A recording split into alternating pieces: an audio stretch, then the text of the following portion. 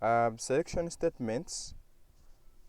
Of course, we have different categories of statements. We have selection statements and then iteration statements.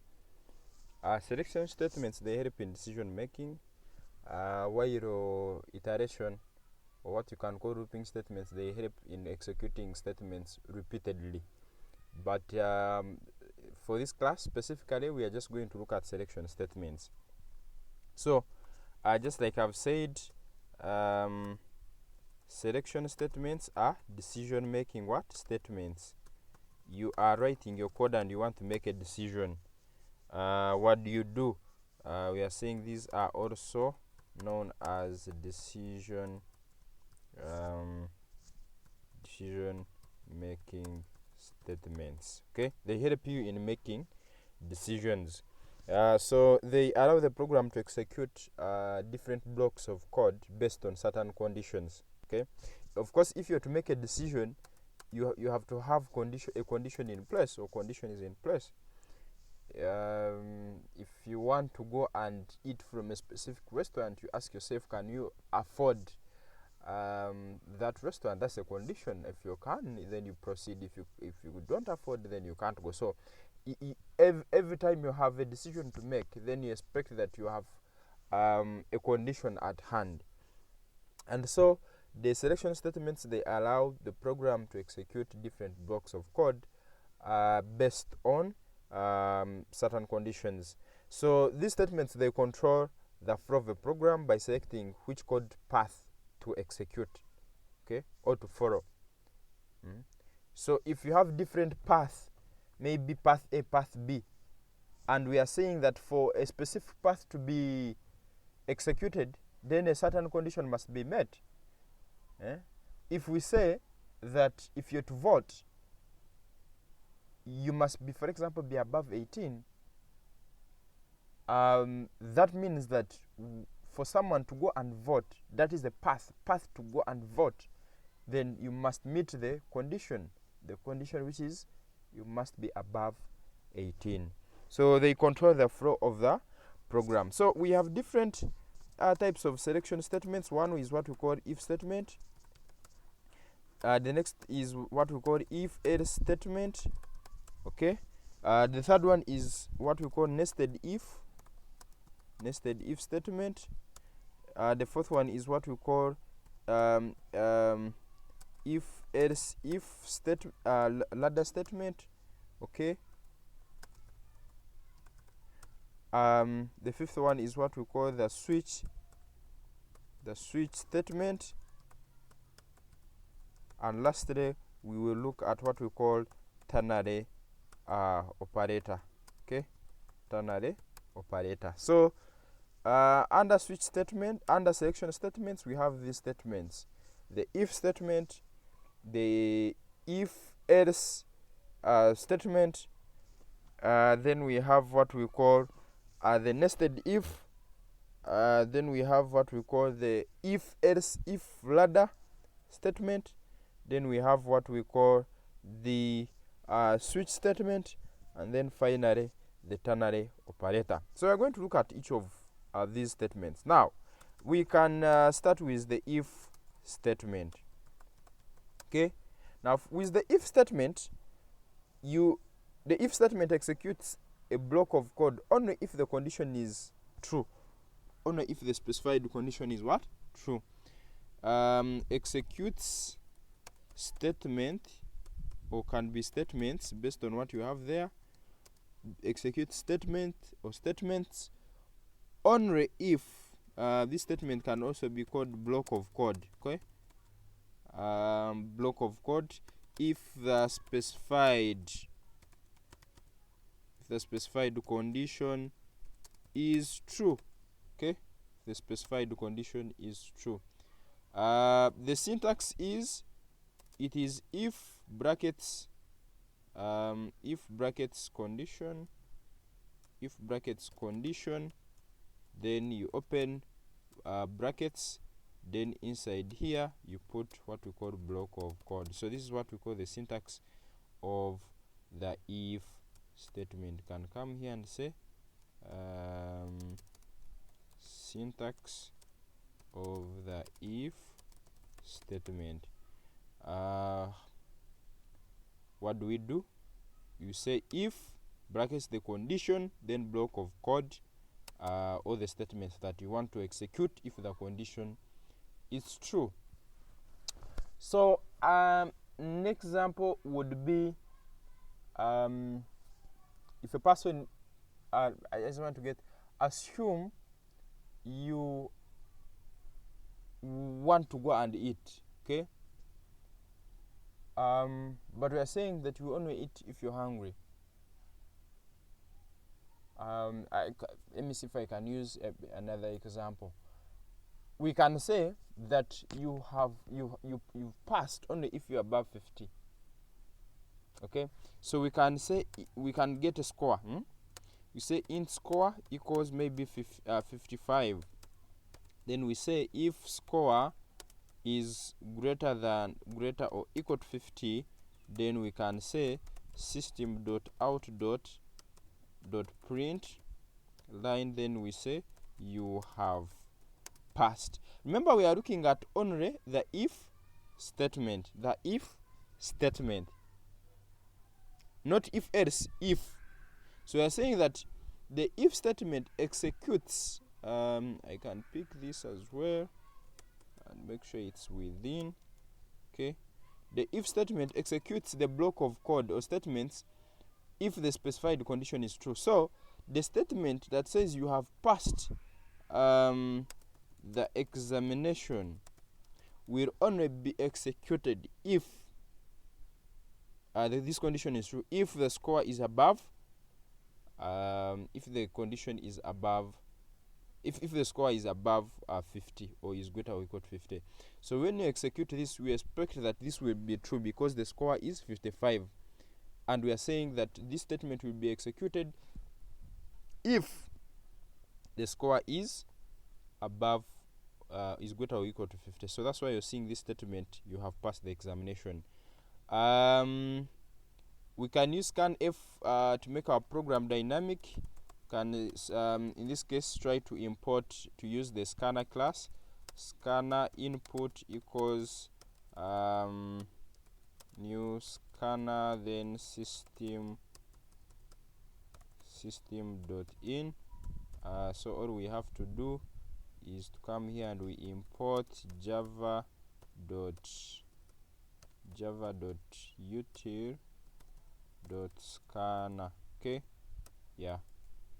So instead of getting this score, hard coding the value, we can declare, and then we come here and we say score equals, we can first of all tell the user to enter the score. So we shall say system.out.print line enter the score, and then we say int score equals input, which is the scanner object here that we've declared, the input which we've called input. Then we say input dot next int. Okay, I'm sure you are familiar with this. So at this point we are getting the score from the keyboard or from the user. First of all, we are telling them to enter the score, then we use the input, the scanner object which is input, then using the function dot next int to get the score. Then we are saying if the score is above 50, then you pass the examination. We don't have the else part. Now we execute this to observe the output of our, okay, enter the score. If I enter 70, we can see you have passed the examination. If we run that again and then we try maybe 12, we have nothing. Why? We have nothing printed because the statement will not be executed since the score is below 50. So that is the if statement. Okay, so we go to the next statement. I hope that is very clear. We go to the if else statement. Okay, if else statement. Now for if else, this the difference is that the difference between the if else and the if statement is that for if it has only one block of code that caters only if the condition is true, but the if else caters for when the condition is false as well. Okay, when the condition is false as well. So it has two sides: the first block when the condition is true, and then the another block in case which is executed if the condition is false. So the if else executes one block of code if the condition is true, and another block of code if the condition is false. So the first one only had one block of code, which it was only catering for when the condition is true. But here for if else, the if caters for when the condition is true, and then the else caters when the condition is false. So we can look at a simple example for if else. Of course, if you want to look at the syntax, it is if brackets condition. Sometimes for students they normally ask you to write syntax, then here you write block of code which will be executed when the condition is true, and then the else part will cater for the whatever block you put here will be when the condition is false. Now we can do an example when a person when a person has got an age which is greater or equal to 18, we can refer to that person as an adult, else they are still young. So we can declare age maybe equals 15 and then age, and then we say if age is greater or equal to 18, then we can say system.out.println you are an adult. Okay, then we do this, make sure we remove this. Then of course we have the else part. Okay, the else part we shall say system.out.println, and then say you are still young. Okay, so you can see that I will want to first comment out this code so that we don't have to execute it, so that we go straight this. So int age equals 15, then we say if age is greater or equal to 18, you are an adult. So this you are an adult will only be executed if age is above 18. In other words, if the condition is true. If it's not true, then this condition will be executed, which is you are still young. So when you execute our code, we expect that you are still young because you can see that the age is below 18. Okay, so you can see you are still young. I always want you guys to write dynamic programs. So instead of hard coding, you will always emphasize enter your age. Okay, enter your age, and then here instead of hard coding 15, shall say we still have our input object dot next int. Okay, and when you do that, now we shall be able to here of course we are asking we are telling the user to enter their age, and then we are using the scanner object which is input to make sure that we use the next int, which we use to get integers from the user. And when I execute the program, I expect that the first thing is that the program will ask me to enter my age. So if I enter 45, they are telling me you are an adult. But in case I re-execute, and then I enter an age that is below 18, maybe 13, then they tell me you are still young. So that is an example of if-else statement. Next we can look at another which is nested if. Okay, nested if statement. Now nested if statement happens if you have an if statement within another if statement. Okay, if you have an if statement within another if statement, if you have an if statement inside another if statement, we refer that one to as a nested if.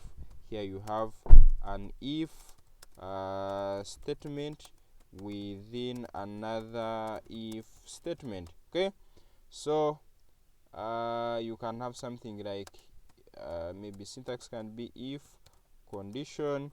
Okay, if condition, then brackets if condition. Okay, then you have something like this. Okay, you have something like this. Then here you can have block of code. Yeah, if condition, then brackets if condition. So you can see that this if, this second one, is within the first one, so that's what we call nested if. So an example would be if you have to look at an example, before you do like exams, first of all we say you must first register. You must be registered. Secondly, we can say maybe you must have completed a certain percentage of school fees or tuition. So we can leverage that example. So we can say Bur has registered, maybe equals true. Okay, this case Boolean. Then we have another maybe which is float fees percent. Okay, what percentage has this person paid? Maybe we can use decimals, 0.5 yeah, float. Okay, then we say if has registered. Okay, if has registered, then if maybe school fees percent is greater or equal to 0.7, then we can say at this point, if it is 70%, we can tell the user that you can sit for the exam. So we can say you are allowed to sit for exams. Okay, you are allowed to sit for exams. Why? This person has registered and the percent is above 70%. Okay, you are only allowed to sit for exams if you've registered and then the fees percentage is above 70%. But now if you look at what we have here, this person has registered, but even though they've registered, they've not reached the 70% requirement, meaning that they will not be able to sit for this examination. Okay, so we expect nothing to be printed. So what I can do is first of all to comment out this so that I just demonstrate the other one. So here we expect nothing to be printed. Okay, because this person has has paid 50%. Okay, I remember for those, so that's why you see in the console there's no message. Okay, for those people who don't know, for float you have to postfix the value with f, okay, to indicate that it's a float. So that's why there's no statement. But if we say 0.8 is 80%, and the requirement is you must have registered, and we can say it's true, I've registered. then the fees percent is 80%, and the requirement is you must have completed 70%. So now in this case I must see a message that you are allowed to sit for exams. So this is just like a basic example, but when you're programming like a big a project, then you find that you have as many nested ifs as possible. Okay, so here that's why you're seeing this message that you are allowed to sit for exams, because he's true, there's a true here because has registered. Then secondly, the fees percent is 80%, and the requirement is the minimum is 70%. So that's why we have you allowed to sit for exams. If I want, we can make our program dynamic, and this is how we can achieve it. The first thing, we ask the user, have you registered? Okay, have you registered yet? Okay, have you registered yet? Then it is a bool, so we can say equals, we have our scanner input object which is above, then dot next boolean. If you're using boolean, you have to use next boolean. Then the second question, we ask them what percentage of school fees they have, what percentage of school fees they have are paid, what percent of school fees have you paid. Okay, and then here we can say float fees percent equals input dot next float, since it is a floating number. Okay, so the first thing we have done is we are asking the user, have you registered yet? Then we are using the input object we are using the input object to make sure that we capture boolean, which is next boolean, and then the next is we're asking the user, what percentage of school fees have you paid? And of course it's a float, and therefore we have to use the function called next float of the input scanner object. So something like this. This example now is dynamic because we are trying to get the input from the user. So we can execute this program and see. And so we shall execute.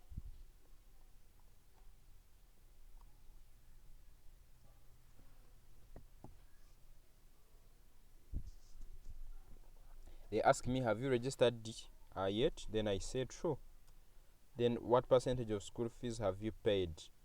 Then I can say 0.9. Okay, then they tell me you are allowed to sit for exams. What if I say false?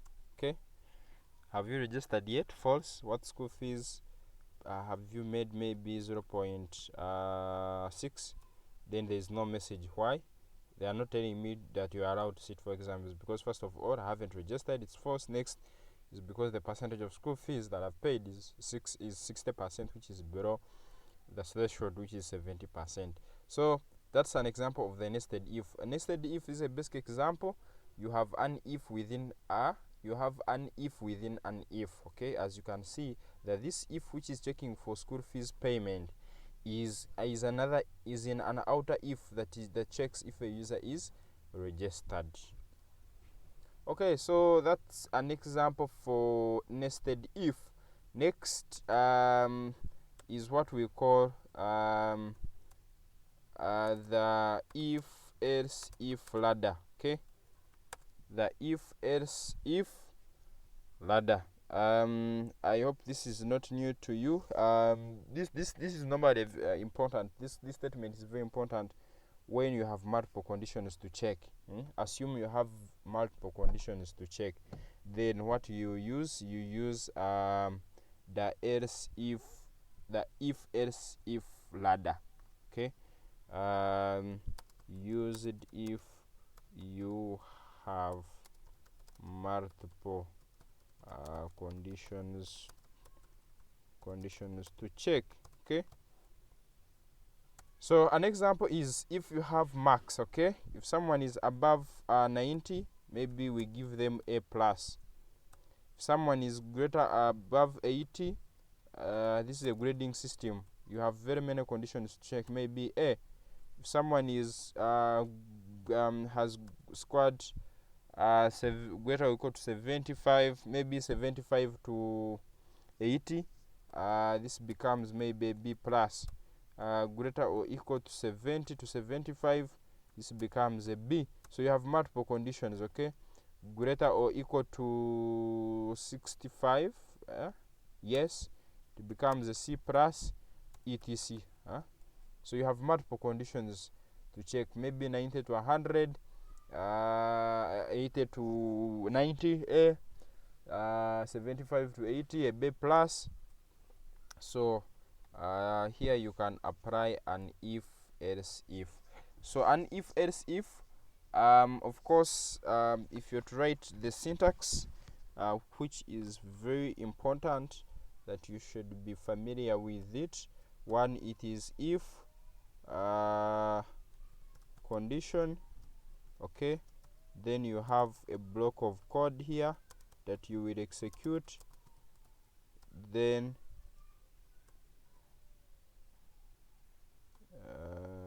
here, then else if you have another condition. Maybe here you can call it condition 1, maybe here you have condition 2, and you have block of code as well. Okay, then you have another condition, maybe condition 3, and of condition 3 you have another block of what? You have another block of code, and so as you can have as many as you can. Okay, then finally you normally have an else part, code to be executed if all the above conditions are what? Are not successful. So you have another block of code here. Okay, so that is the syntax of the if else if ladder statement. So we are going to do one where we grade. We can comment out this code since we are done. First we can comment out this one so that it doesn't have to be executed. So we can now maybe we can build a small grading system, and we ask the user maybe to enter their score. So system dot out dot println can tell the user enter your score. Okay, enter your score. Now if they enter their score, we can now try to, of course, we capture the score, then we say input dot next int since it is an integer, and then we terminate. Okay, here we are telling the user to enter the score. Here we're using the scanner object, which is input dot next int to make sure that we get the score, which is an integer. Then we can use our if statement, our if else if statement. If score is greater or equal to 90, we can say system dot out dot println, then we say you have scored an A plus. Okay, then we put else if score is greater or equal to 80, then we tell the user system dot out dot print, supposed to be system dot println. There's no A minus. Maybe I don't know if maybe there's a grading system where there's A minus. Anyway, mine has A plus, then A. Then we go to the next one, else if score is greater or equal to 75, then we tell the user that you have scored a B plus. Okay, that you've scored a B plus. Okay, Then we go to the next, which is else if score is greater or equal to 70. Okay, system dot out dot print line, then I tell this guy that you have scored a B. Okay, then we can proceed. So this is what your system, most of you, when you go to your school, your portals for the for the schools, this is the kind of sort of the algorithm they use to determine if you've scored an A plus, a B. You can say you've scored C plus. Okay.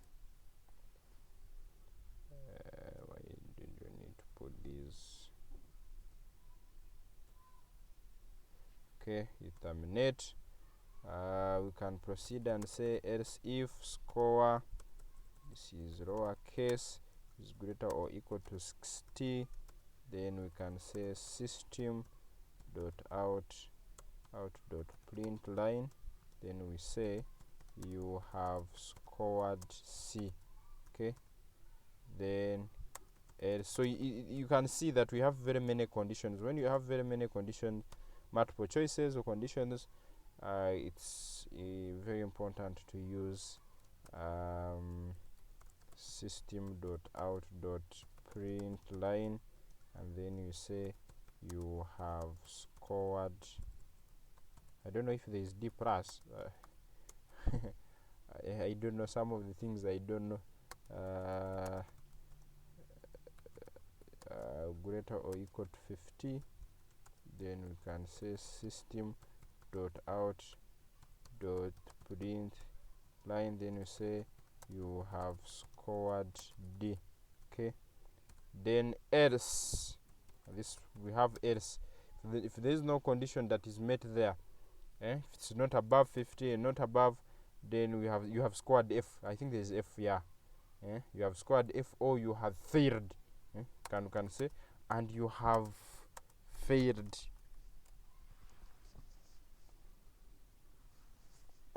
So the first thing we did was ask the user for a score. Then we use the input, the object for the scanner, to make sure we can get the score from the user. And then here we are saying if score is above 80, then you've scored A plus. If it's above 80 to 90, an A, etc. As you can see the arrangement. So if we build and run and we test our system,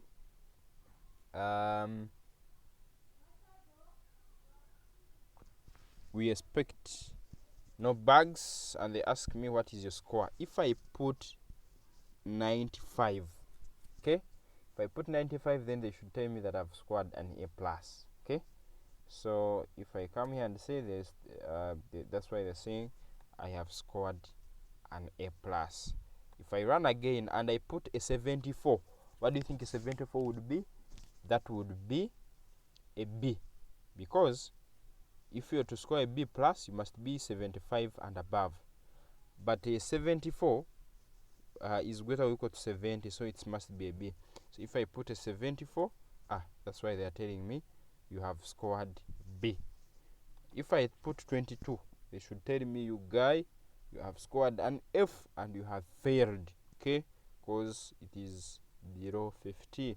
So if I put 22, that's why you see you have scored F and you have failed.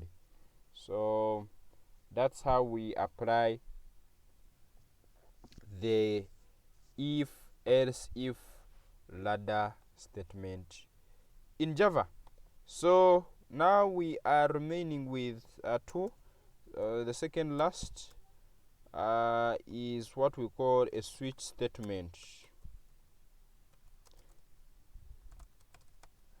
Now, a switch statement is more like it also helps you in making a decision when you have multiple choices as well. Okay, it allows you to select one block of code or code block from multiple options based on the value of an expression. So here it uses an expression which is within the switch statement. Now just maybe to allows you to select one block of code from multiple options based on the value of expression.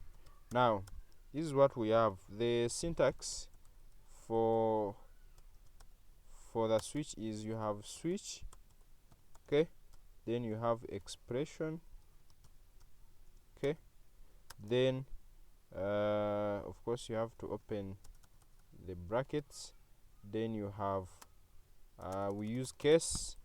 I have case maybe value 1, and then you put the block to be executed, okay, then afterwards you break. The next you have case value 2, okay, full colon, then you put code to be executed, okay, then you break thereafter. Then next you have a default one. Of course, in case you have very many cases, you keep adding them, okay. So here I assume you have 2 cases, but if you would have case value 3, case value 4, then you keep breaking. Then here you put code to be executed. For default you put if there is no matching case, okay. If there is no matching what case, it's like the else part here, then you also break. So this is the syntax of switch.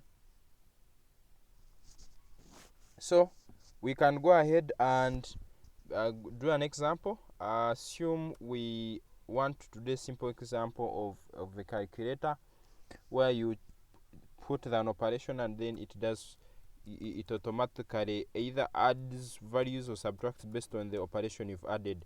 So we can say enter the first number, okay, enter the first number, then we say int first number equals, you are very familiar with this, we have input dot next int, okay, since it is an integer. Then we also tell the user to enter the second number, so we shall say enter the second number, okay. Then we say int second number equals input dot next int, okay. So you see now we have two variables for first number, second number. So you're telling the user to enter the first one, and is of course how we capture it. They are telling the user to enter the second number. So next we can tell the user to enter the operation, okay. Enter the operation. So this can be plus, minus, multiplication, division. If we want, we can put modulus, these ones, okay. Then we say character operation equals, of course we need a character. If it is plus, minus, 1, that is a what?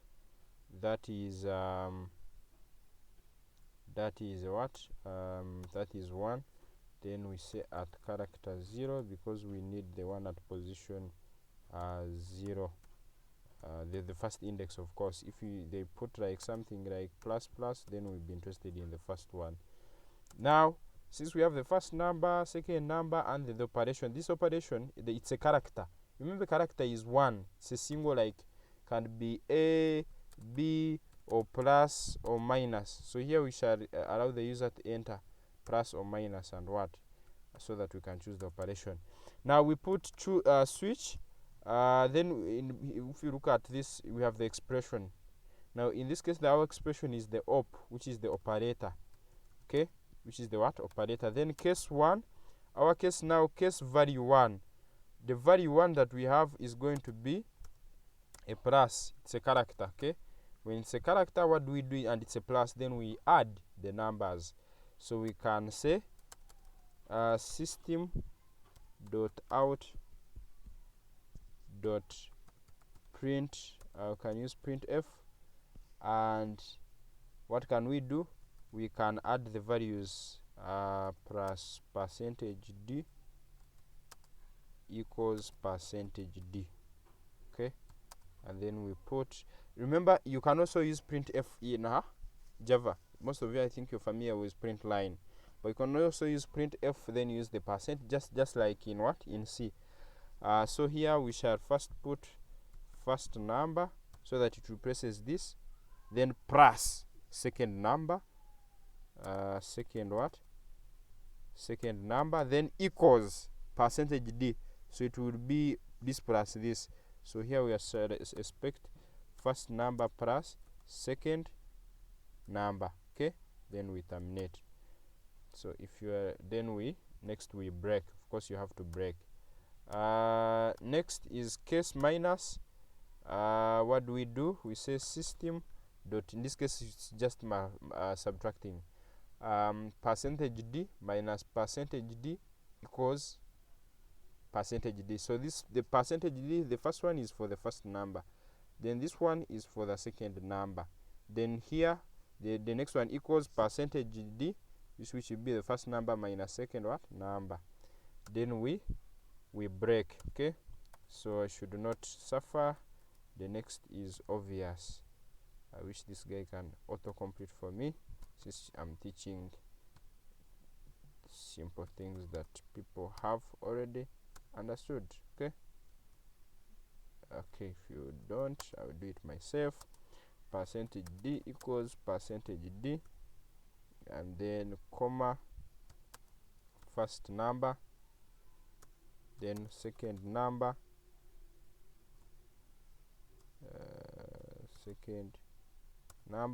comma first number, then times second number. Okay, because here we are looking at, please terminate and then break. Why? Of course, if you look at what I've been doing, you have to break after the code to be executed. So in you see, if it is a plus, the code to be executed is this printf. This statement will be executed, then you break. Then case minus, this is a statement which is going to be executed, then you break. If it is a multiplication, we are going to multiply the values and then we break. So I can say case that is then down there, system. If you don't want to waste time, just like I don't always want to, just copy this, since you've understood, because just writing these statements. You copy this, paste this one here, then change this one to division, then here you just divide the just divide the numbers, then you break there. After what else do we need? Those are for the most common ones, but I had also included the modulus one, the one that checks for the remainder. So I print this and I put modulus, then I put modulus, and then here we break. This is not supposed to be, the reason as to why this is supposed to be single quote, because characters are in single quotes. Then we break. Then you have to have for the default, in case the operation is not found, you can say system.invalid operation, maybe it's not known. Okay, if it checks, this is supposed to be, so this is going to get confused because of this. That's why it's outlining this. That's why. Can we use, let me see if we can use, okay, can type modulus to avoid the confusion. Okay, so this is how we use a switch. First of all, we captured the first number, next the second number, then the operation that we want to do, which is can be a plus, a minus, a time, a multiplication, a division, and a modulus. Then switch, you put the expression, which is our operator. If it is a plus, then we're going to add these numbers. Where you have percentage D, of course you guys are you did see you're familiar with this. You are, that's like a placeholder for an integer. Percentage S for strings.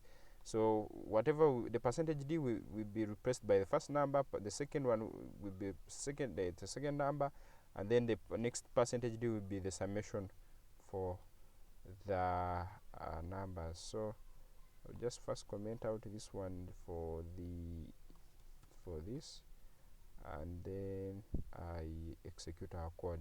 Okay.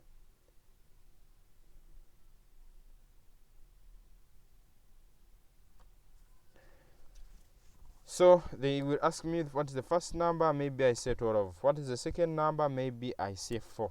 Then they say enter the operation. Which operation do I want to enter? If I say plus, then they should say 12 plus 4 equals 16. That should be the answer. When I enter, that's why you see 12 plus 4 equals 16.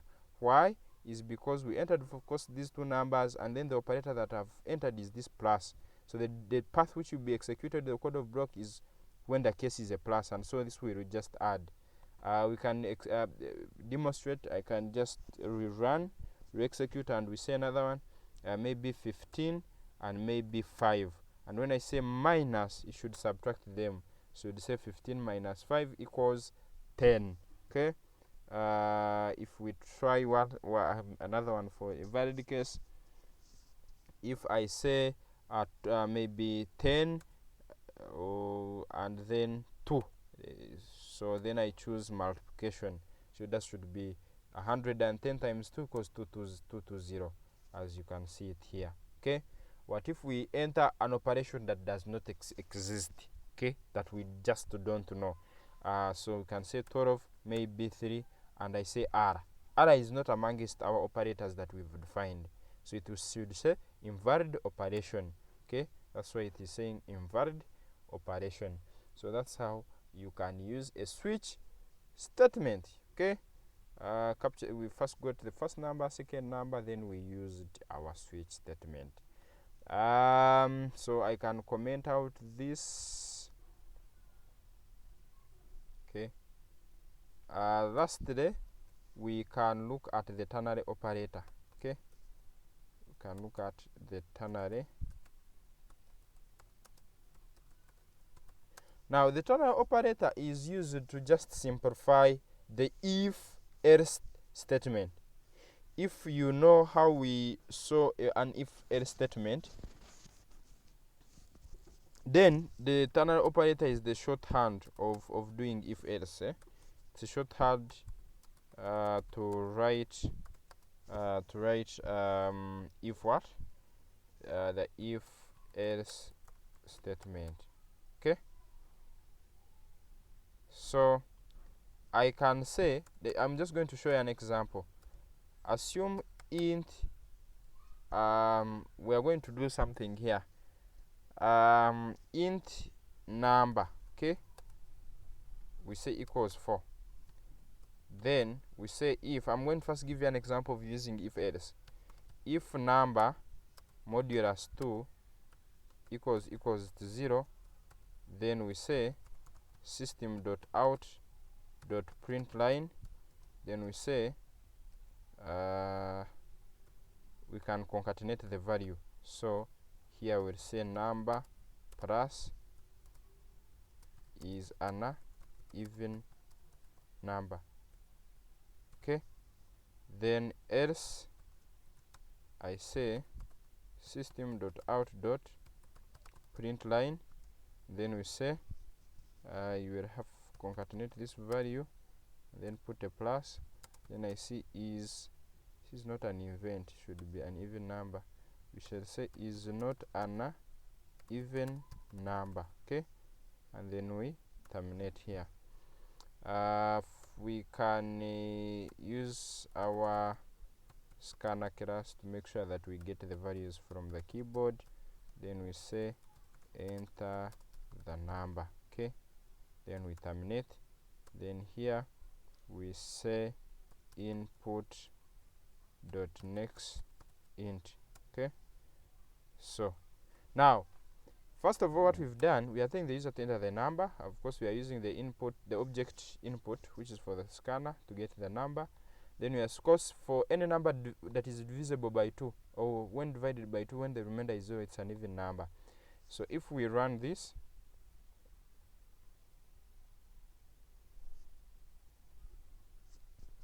so literally this if else is used to check if a number is even or not. So if I enter 8, they say 8 is an even number. Okay. If I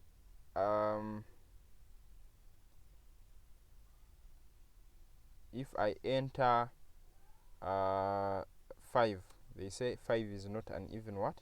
Number. So you can simplify this. How do you do it? Usually you can declare a statement. Let me see if I can do this for you. Okay, we can do this. The best way you can simplify this is, of course, we are printing, so we can say string statement, then we say if number modulus 2 equals to 0, then you put the ternary operator. Okay, then you say we put this statement, our becomes this. Okay, then or, so after this question mark, the statement that goes here is if the condition is true. If you put the full colon, the statement that goes there is when the statement is false. Okay,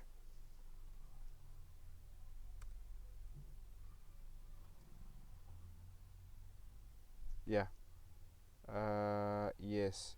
So but I will first do this so that I have a proper string. Okay, oh no, just I think missed out this one, that ends here, and then the bag will go. Okay, so let me first minimize this so that you can observe very well. Now here what I'm doing is that here you put the condition, which is this one within the if, then you put the question mark, then here you put the statement that will be executed if the condition is what? If the condition is true. Okay, so that's why I'm putting exactly this after the question mark, because what goes here is when the is the block of code when the condition is true. Then the full colon, you put the full colon, then you put the statement that will be executed in case the condition is false. That's why. So this statement is exactly the same as this. I think there is no need even for this. Let me see if I can do this. No, we need that statement.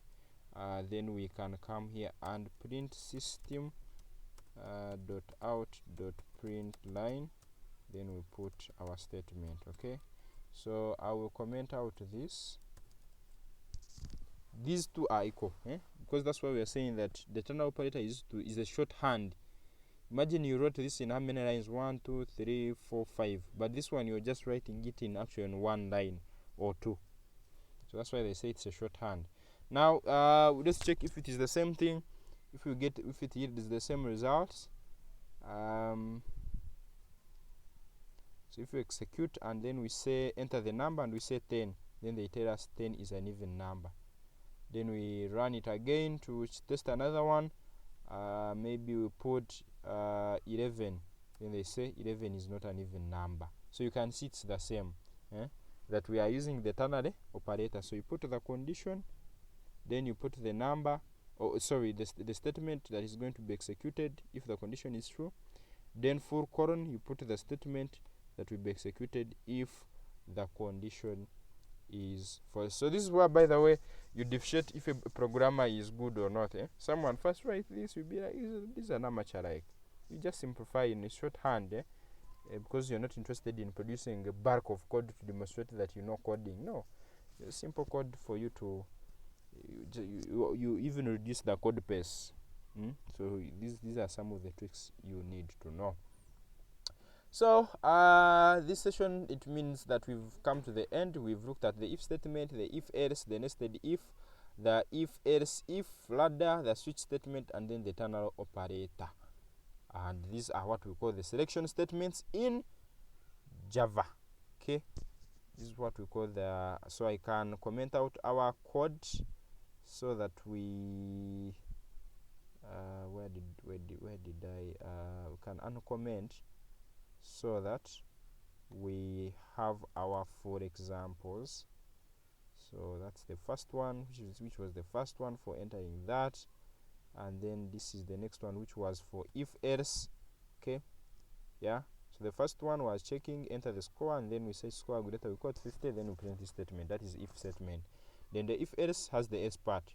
Yeah, you enter the age, then you check if age is above 18, you are null at s, you're still young. Then we went to nested if.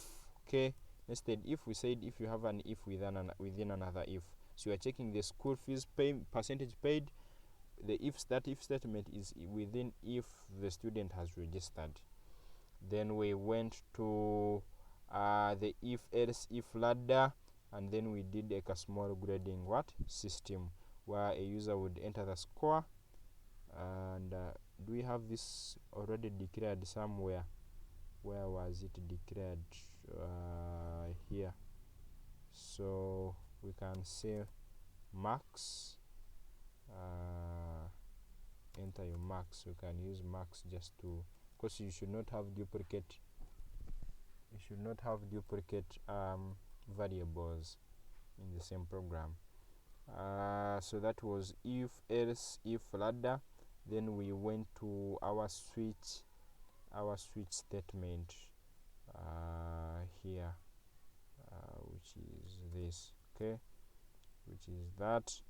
Okay, enter first number, enter second number, enter the operation, then we capture the operator, and then here we do our switch statement, as you can see. Okay, then after that we have looked at the ternary operator. Okay, the ternary operator, which simplifies the if else statement. So that is the end of our session today. I will invite anyone who has questions. If not, then we can conclude our session from here.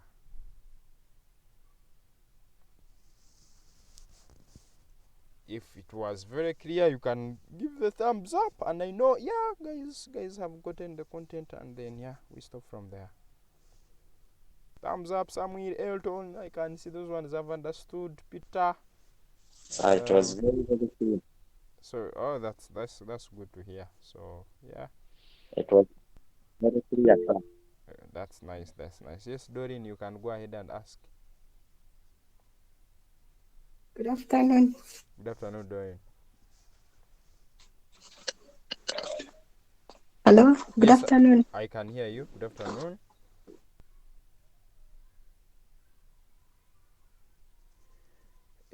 Please go ahead and ask Doreen. I can hear you.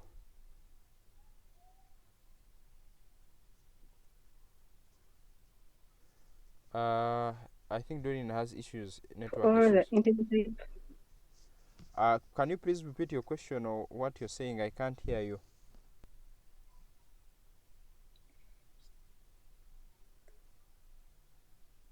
I was inquiring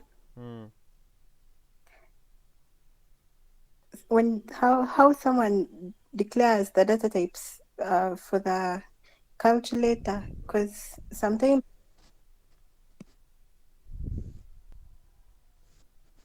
if they're adding, they might add like integers 1 plus 2, or someone can add double data types when they're in decimal points. How best do they declare that? Do they declare it as double? Because if it's a double, it means if you add that 3 plus 4, it will bring the decimal values 0.0. I don't know if you're getting what I'm asking. Yes. If you're doing a very good calculator, the best data type to use is double, because double quotas for both integers and float. Yeah. So here I was just giving a basic example. So that means if you use a double, it won't bring like the point zero if you do 3 plus 4. Yeah, of course, double also includes decimals. It depends on the numbers you've entered. If one of them, if the thing is, if for example you are getting any integer plus a float, the result will be a double but which has a float, because the decimal supersedes the integer. Okay, if you have int plus int, then you expect the result to be int, because the double caters for both integers and float. So it depends. If it is a pair of int float, then you expect a float. Is that if it is int int, then you expect the result to be int.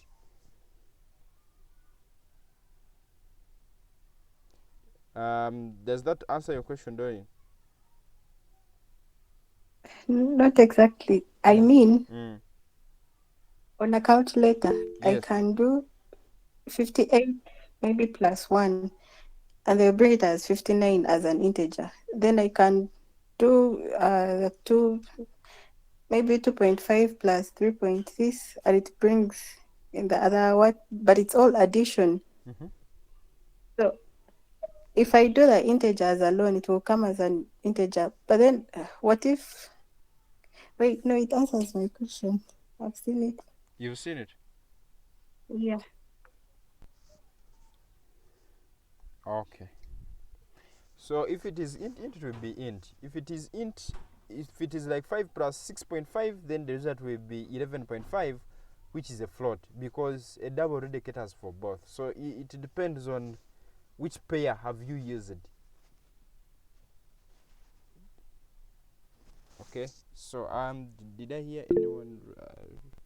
Yeah. Yes, Rajesh.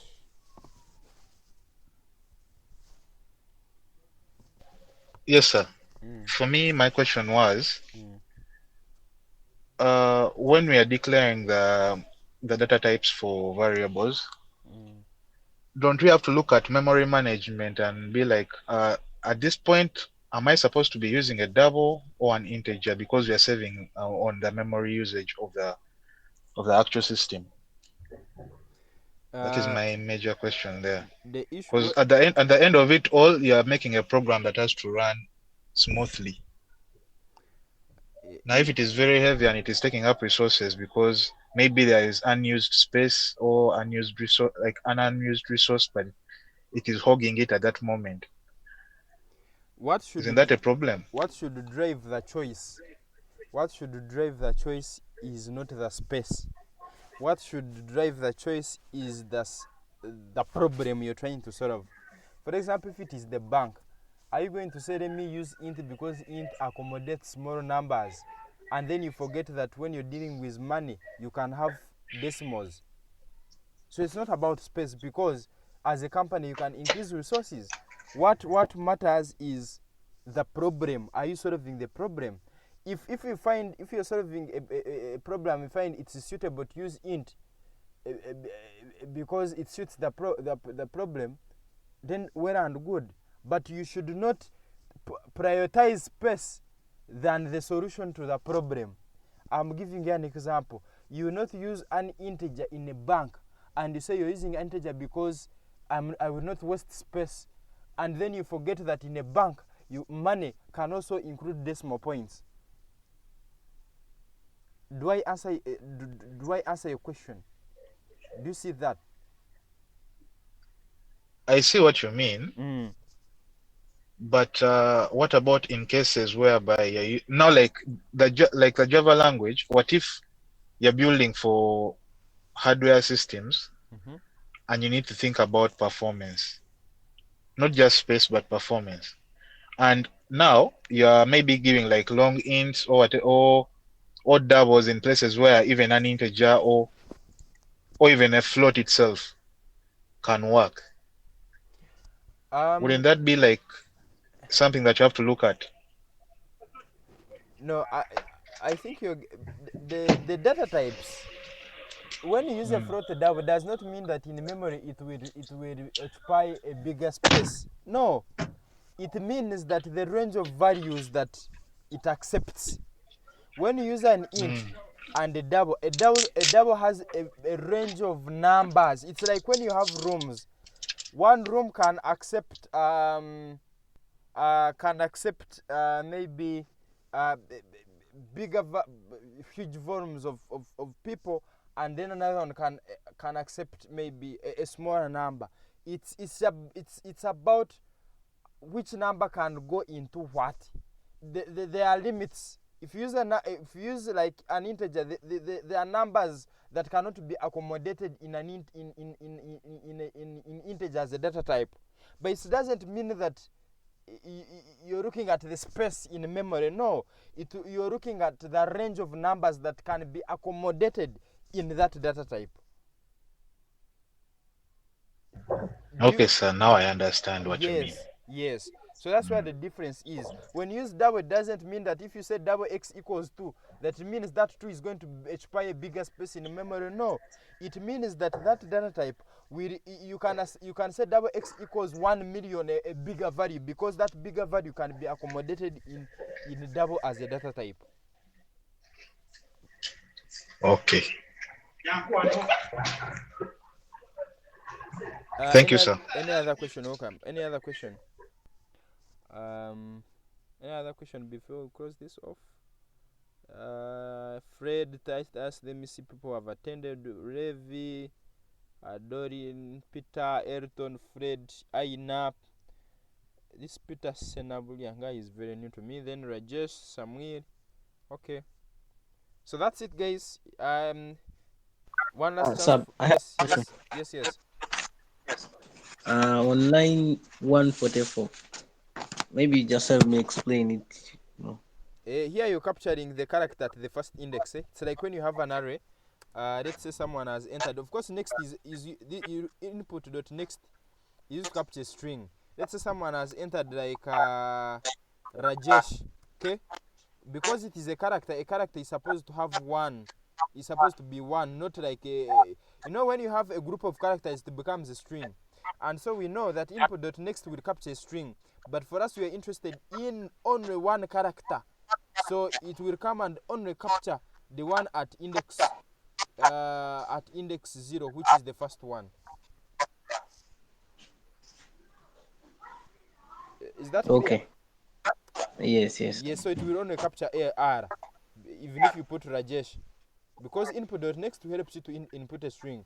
But if you put a string, for it will only pick the first one, because it is interested in a character, and the character must be one. I've understood it. Good. Yes, Samuel.